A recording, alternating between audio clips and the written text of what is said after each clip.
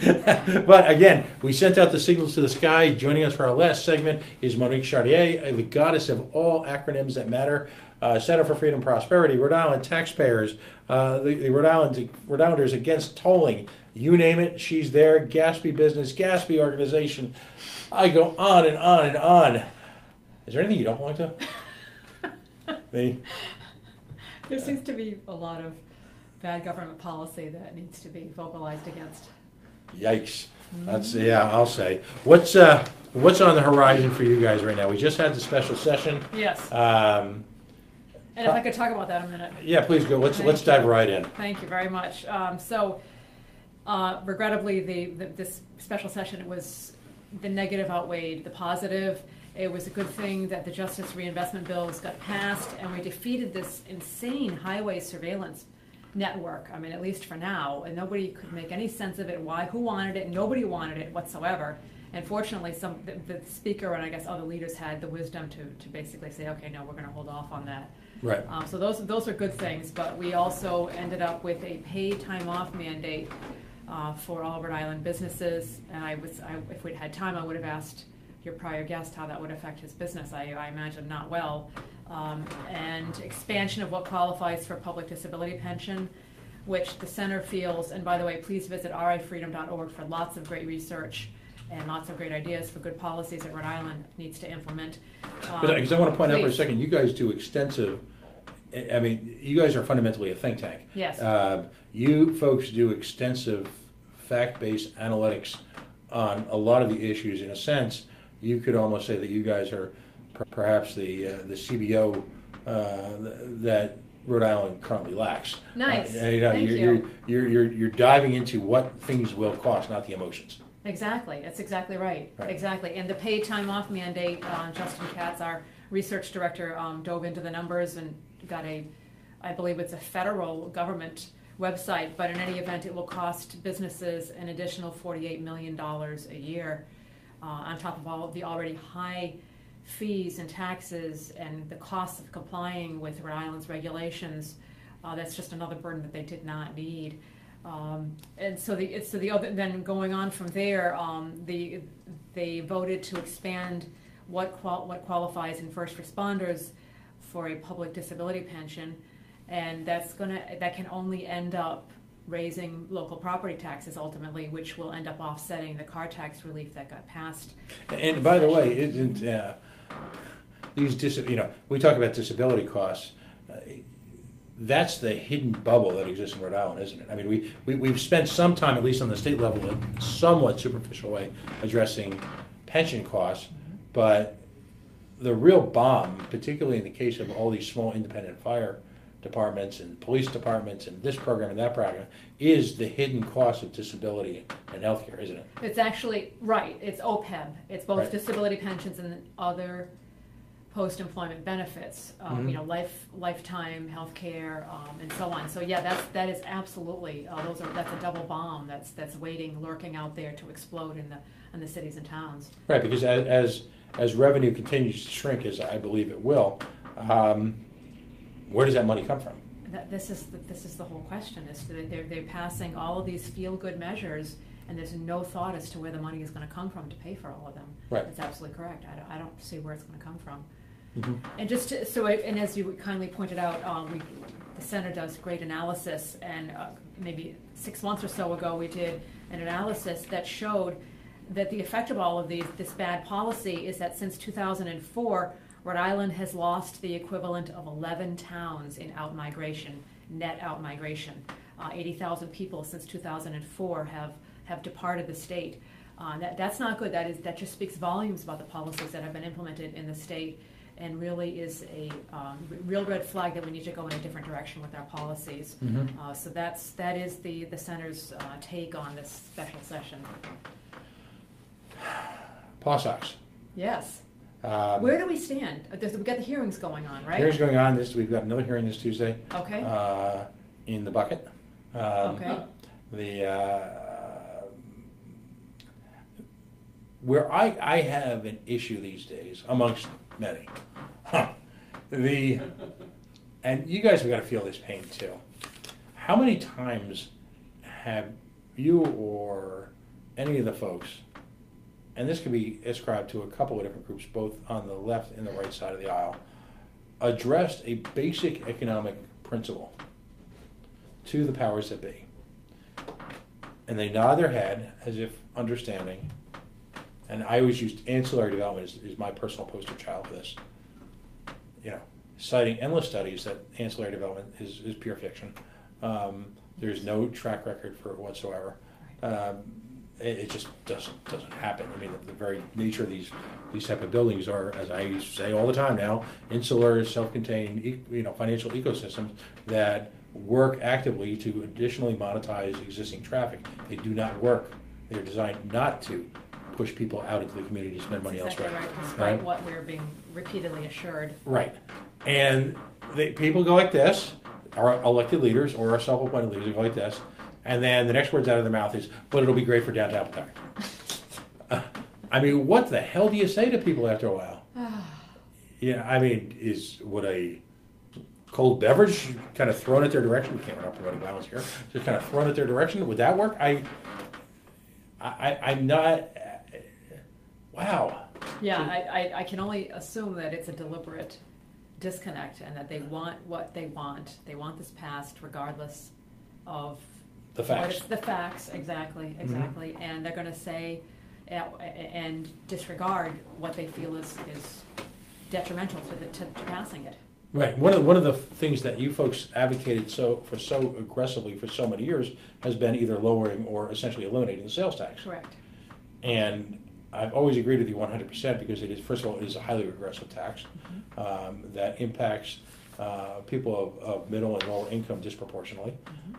That aside, if there was ever, again, as the analogy I seem to be beating to death these days, if there were a case of break glass, add water, get instant results, whiter whites, brighter brights, it would be the fact that would stimulate almost instant money into the economy from the surrounding communities, surrounding states, and would keep the money home. Right. Why do you think there's absolutely no appetite for that whatsoever, yet we're using our own Rhode Island version of voodoo economics to preach for this idiot stadium? I don't know. I think that politicians get to the General Assembly and they feel that they want to pass certain things to enhance their political resume, and they focus on those things, and they don't really focus on what would be best for the state. It's irrational at a certain point. No, it absolutely is. What really, it's bad enough that all this bad policy gets passed, but basically it's the misrepresentation and the lying that goes on, that we're doing this because it's good for the state. No, it's not. Please don't say that. Mm-hmm. That's baloney. That's complete baloney. With the Heartstrings tour continues with the Paw Sox. I'm not sure. Did you have an opportunity to watch much of the testimony last week? No, not too much of it. No. Don't. What? No. What do you mean? What? Yeah, it's just it will make you physically ill. Oh, I see. Oh, dear. The maudlin nature of it.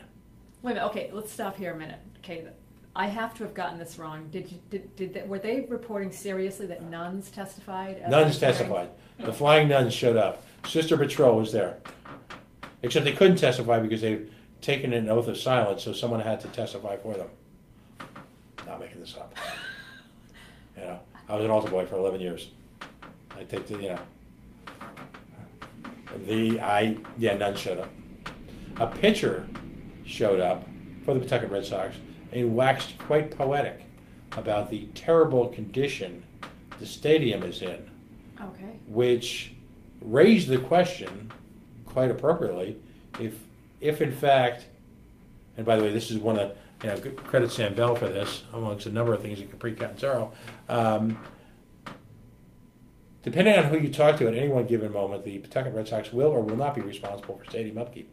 But if they allow, despite the fact that they've certainly got the financial resources, if they allow their professionals to work in an environment where literally there's mold, and only, according to, and I was sitting 3 feet away, according to this picture, only 4 out of a dozen or so shower stalls actually work, and they have to wait in line. Oh. I think his intention was to raise some level of pity, except the people he works for, as I'll point out again, Kate Nagel in this very same business pointed out, the people he works for in the aggregate are the 10th wealthiest ownership group in professional sports. So are these people... Did you say the 10th wealthiest? Yep, the 10th wealthiest professional sports in the aggregate, if you look at the personal net worth of the principal owners in this. That's a remarkable figure and a remarkable ranking. And we're talking including NFL owners, people like Kraft, Jerry Jones, the Steinbrenner family that, that owns the greatest professional sports team alive, your New York Yankees. The Boston Reds. I mean, we're talking about serious coin. Absolutely. A lot of the do-re-mi. Yeah. And they can't afford to fix the showers. They can't afford to fix the showers, and they are sitting.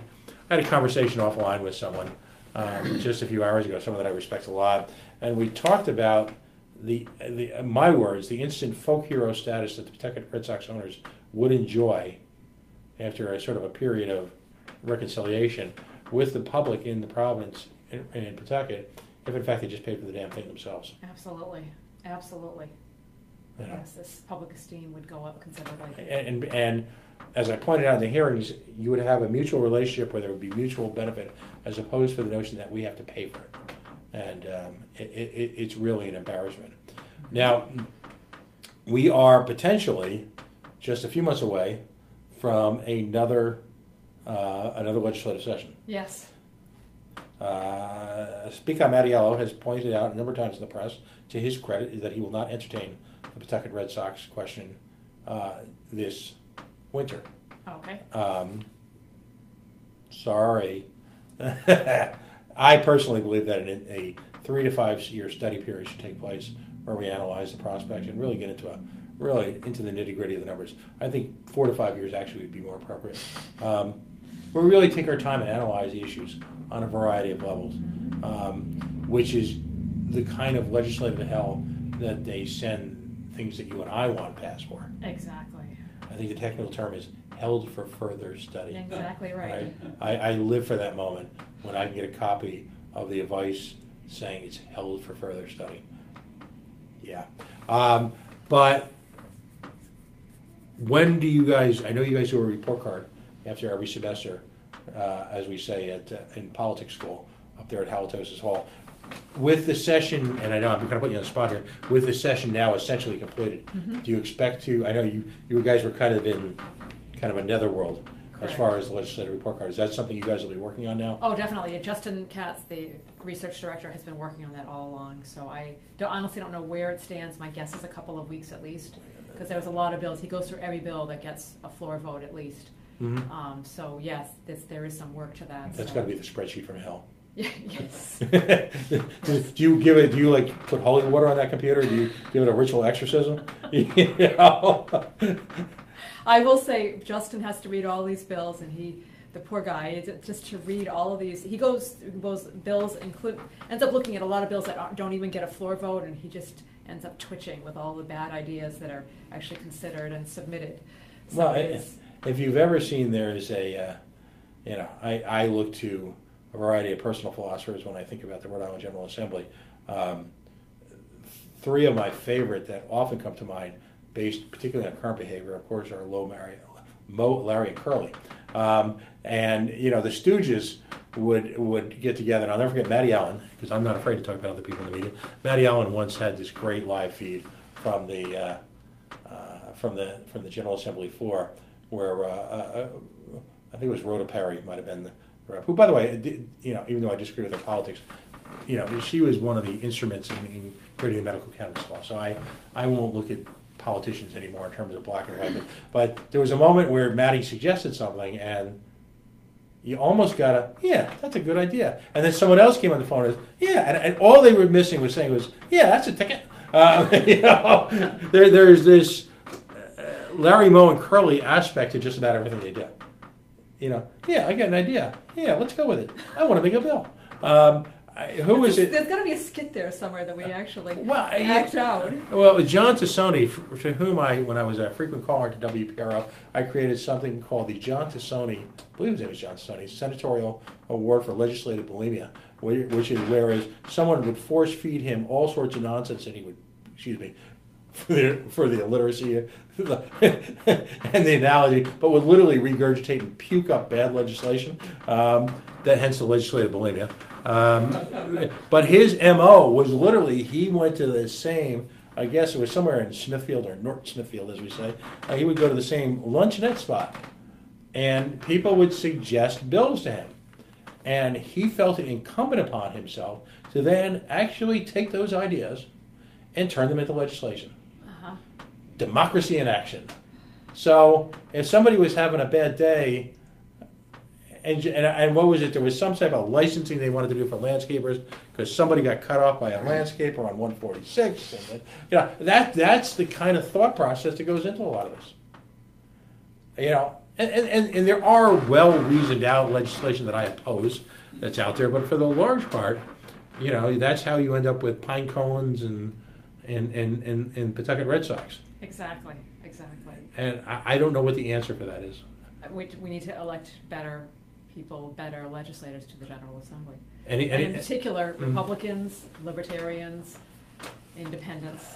Other voices. Other that voices, can counteract absolutely. it. If you live within a legislative echo chamber, you eventually will get nonsense. Exactly, that's exactly right.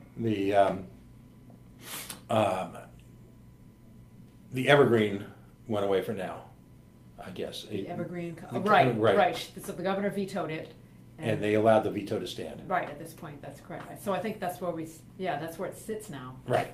Do you sense on any of this, and I guess this is tea leaves time after the madness of the last few days, but do you that doesn't mean it's gone away, has it? No, that's right. Too often bad bills get defeated. I call them zombie bills. Right, and then the next session, or every session, sometimes thereafter, they come up again, and sometimes, and a lot of times, they eventually get passed, and that's not a good thing. Right, because as we play legislative whack-a-mole here in Rhode Island, you get distracted. I mean, a case for me, I'm a civil libertarian, or I fashion myself to be. I admire real civil libertarians who. That's how you get warrantless searches to the prescription medical database. Quite frankly, that's how you get the prescription medical database. You come up with this feel-good notion, you create a database of information which is sacred and should be held in the greatest of confidence because of the sensitive nature of who has what prescriptions and what they're there for. And only good things, the apocryphal question for all Rhode Islanders should always be, anytime any legislation is passed, is what could possibly go wrong? It's passed, and then lo and behold, a few years goes by, it's kind of there in the weeds until someone figures that they can try and get through a bill. It took them a couple tries, but get through a bill that allows literally for the Attorney General's office to engage in warrantless searches of private medical information. HIPAA be damned. And people assume it can't happen, or that it won't happen. I mean, that's a major constitutional problem, and that is Fourth Amendment. It's an enormous problem. And to the tolls, that's illustrative of just how quickly, while you're not looking, while you're distracted, the same thing will happen with tolls when it becomes automobiles, no tolls. Right. Well, and it's actually interesting that you bring up tolls, because we had an interesting development this week. I'm not sure if you knew that. Okay. Thank you.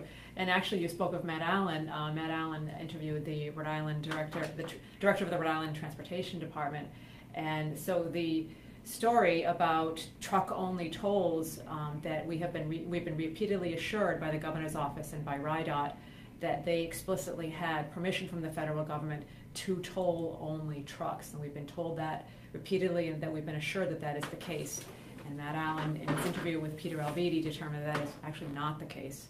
That the permission that they have is just the permission that all states have, and that the tolling, which vehicles get tolled, is determined by the state. And so it was the state of Rhode Island that decided they were going to toll only trucks, and they do not have explicit permission to toll only trucks. Right. That was a major revelation this week. Right, and that's clearly an issue because of interstate commerce laws. Exactly. So. Exactly. We bleeped up. We trusted them, or we actually didn't, but we were forced to. Mm-hmm.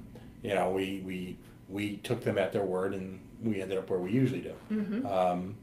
And But now they've been busted, and they're now saying that we were assured that also the gantries would be going up in December. Now the governor is hedging her bet and saying, well, maybe it's going to be 30 to 60 days after that. Well, here we go with the creep, which is a very good thing because we do not need toll gantries in Rhode Island.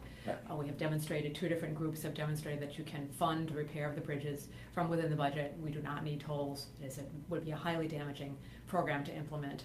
Have we heard anything more, or is this kind of simmering? And the reason why I bring this all up, because it's illustrative of what lies lurking in the weeds. Exactly. It was just a month or so ago, and it's fascinating because it seems like very often that it was so long ago. Again, the late great Vincent A. Buddy Cianci used to call them vapor stories, where they would have all sorts of attention paid to them, and then in the sturm and drang of the news cycle, you would be forced to move on to something else. So what I'm talking about is the forced diversion, if you will, of truck traffic off of truck-appropriate roads into avenues leading directly to the tolls. Have we heard anything on that? Or is no, I've been looking for the next meeting, but that was defeated 3-2. I give the Traffic Commission a lot of credit for defeating that. It was a very bad idea. They did defeat it, and that has not popped up again. So I think we can count that as a victory at this point. Although, as you said, it becomes, could become a zombie issue. Although now that it's been exposed and we've shown the enormous problems with it, hopefully that's dead, going to be dead for a while. So for now, that is a victory. Right. But we are watching it. Right, and you have to, just like you have to watch the highway surveillance. Exactly. I mean, exactly. It's pitched it for all. What was that all about? I can't even. No one's sure, and when no one's sure, that means there was a reason. Okay. Ultimately, if there was a publishable, discussable reason, Representative Jacquard yes. Would have advanced it. The see. fact that none was advanced would imply, at least, that. And this just to say that we have to point out that the stated purpose of the surveillance that was already being taken that is already being taken care of by other systems within the state. He was saying that it was to catch people without insurance. No, we already have a system in place for that. So there was no. They could not demonstrate what they wanted this for, other than but just to be nosy and spy on citizens. Well, and that's it. We face a similar sort of disclosure. I'm not quite sure what to do about it. Libertarian Party, through my presence in Cumberland, sponsored a resolution of the Cumberland Town Council a few weeks ago, for which we were made sport of by the elites. Of course, they all showed up that night, so got them to come to Cumberland for the evening, including representatives of the AFL-CIO and the Northern Rhode Island Chamber of Commerce, because, quite frankly, they were frightened of the precedent it would set. And we were asking the Cumberland Rhode Island Town Council to formally oppose the use of taxpayer funds to subsidize a for-profit institution. Kudos to you for doing that, by the way. Well done. Again, you have to shine the light, and you watch scatter. In that same meeting, and I got to go back because here you are, you're here at a meeting. Imagine this, to testify about something. You can't use your capital up. You can't be a distraction to another issue. But literally, it was either approved or discussed. A third-party company would use drones to do overhead photography of the town of Cumberland as a way of helping zoning and or property tax enforcement.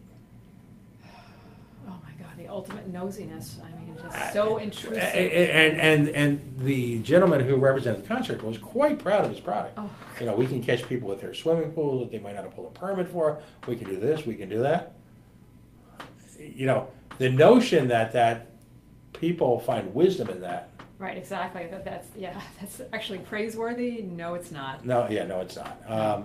It's horrifying. I mean, It's a grotesque invasion of privacy. Yes. And and one again can raise Fourth Amendment issues.